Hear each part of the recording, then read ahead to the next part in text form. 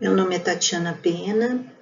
Eu vou apresentar sobre as pinturas murais decorativas encontradas nos interiores das edificações particulares na cidade de Belo Horizonte, desde sua fundação, de 1896 a 1940, quando predomina na arquitetura da cidade o estilo eclético.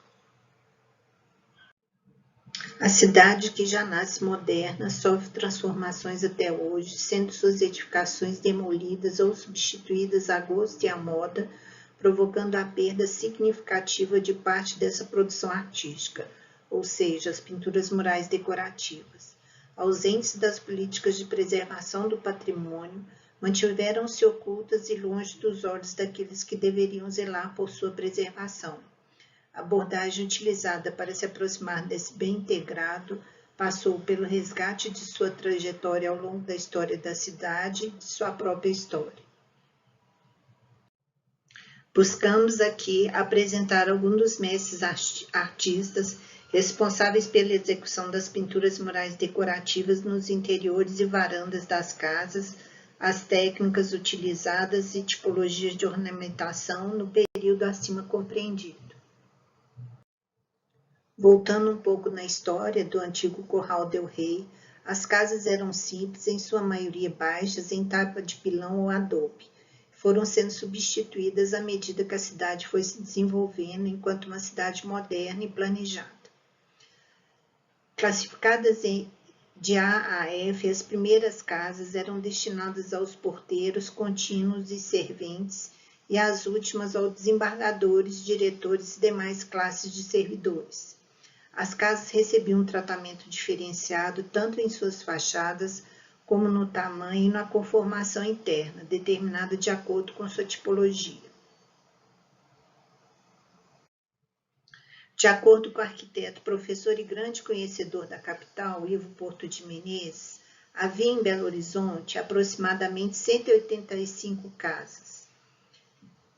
Dentre essas casas foram catalogadas 39 com pinturas em varandas e alpendres e em seu interior. Dessas 39 casas, permaneceram somente 10 até o término da pesquisa de Menezes, que inicia-se em 1954 e termina em 1960. A maioria dessas casas foram demolidas e as que restaram tiveram suas pinturas recobertas.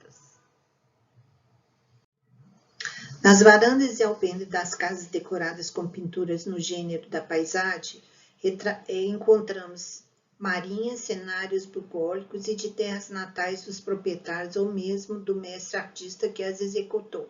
Encontramos também várias paisagens brasileiras. Geralmente eram assim divididas. Em seu interior, na sala de visita e de jantar, as pinturas decorativas recebiam uma decoração mais profusa e um acabamento mais apurado, uma vez que eram nesses cômodos que o proprietário recebia os convidados e assim podiam demonstrar sua posição perante a sociedade. Geralmente, os tetos recebiam decoração, complementando a ornamentação das paredes. Segundo Menezes, algumas pinturas recebem a assinatura do seu mestre artista. Porém, todas as casas que abrigavam essas pinturas assinadas foram demolidas. Na maioria das casas que permaneceram, não se sabe ao certo a autoria das pinturas decorativas, uma vez que faltam documentações que as comprovem. Para a construção da capital, houve uma demanda por mão de obra estrangeira, tendo em vista a necessidade da mesma ser construída em um tempo reduzido. Além de franceses, a maioria dos profissionais ativos nos canteiros de obra eram de origem italiana, contratados para trabalhar nas fachadas das casas e nas pinturas decorativas de painéis. Podemos ver no slide Frederico Steckel, alemão, Francisco Damiette, italiano, e Pedro Micuzzi, também italiano. Vários desses artistas se destacaram também como na produção de pinturas de cavaleiros, sendo suas obras reconhecidas no meio artístico e expostas em galerias de arte da época. Os gêneros de pintura mais utilizados por eles eram da paisagem e a natureza morta. Das técnicas utilizadas e executadas por esses mestres artistas, encontramos a pintura a molde, o stencil, que consiste na transferência do desenho para a parede através de um cartão perfurado. Após a marcação, era transferido para a parede utilizando-se uma boneca, que é uma ferramenta básica para a aplicação de pigmentos e vernizes, que consiste em um pedaço de tecido de algodão recortado, com algodão seco e limpo em seu interior, amarrado com barbante ou um pedaço de tecido. Além do stencil, encontramos a estampilha, que é uma técnica de pintura que utiliza uma lâmina de metal para estampar e permite executar padrões de repetição ou desenhos isolados. O desenho era transferido por punções seguindo a linha de sua composição. Cada desenho possuía um molde próprio, aplicados um a um até complementar o desenho desejado. As formas mais utilizadas eram as formas naturais, como flores, frutos e plantas diversas, como a videira e a era. Os fingidos de pedra e madeira também foram executados nas casas e edificações públicas da capital. Essa técnica era desenvolvida com o intuito de recriar materiais nobres como o mármore e a madeira.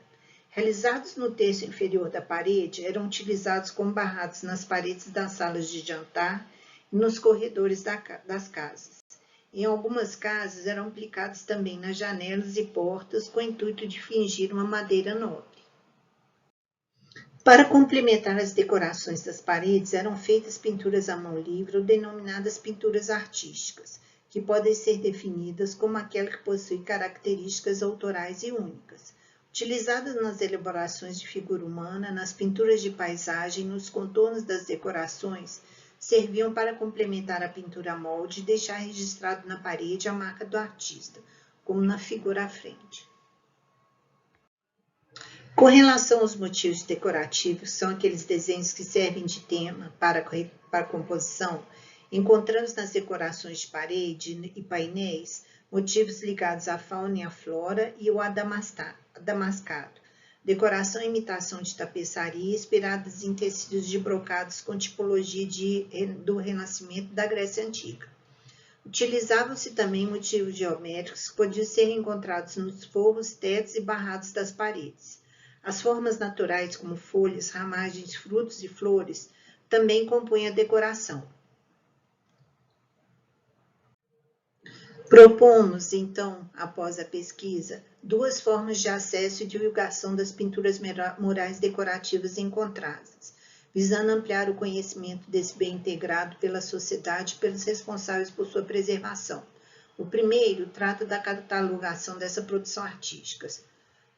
Para tanto, foi criada uma ficha de cadastro baseada nas fichas de inventário do patrimônio urbano e cultural, nos dossiês de tombamento da Diretoria de Patrimônio, do Guia do Bem e em registros fotográficos feitos em loco.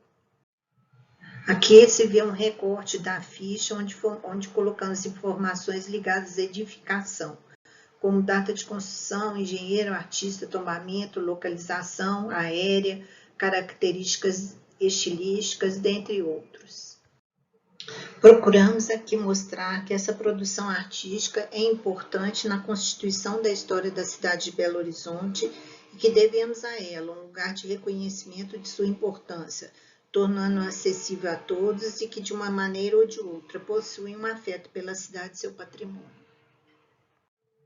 Algumas referências.